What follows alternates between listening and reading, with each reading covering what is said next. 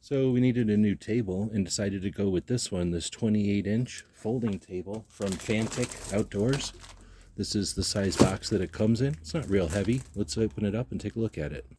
You're going to have people over at the holidays, need something that's sturdy, but again, not necessarily permanent. I think this table is ideal.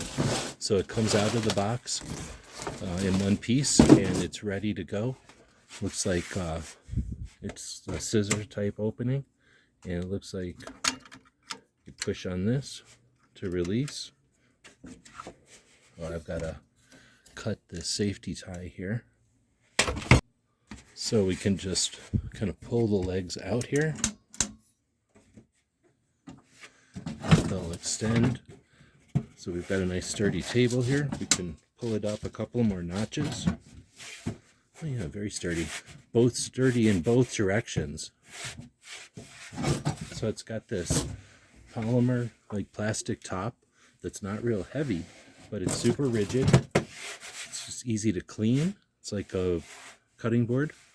And the legs underneath are nice and sturdy.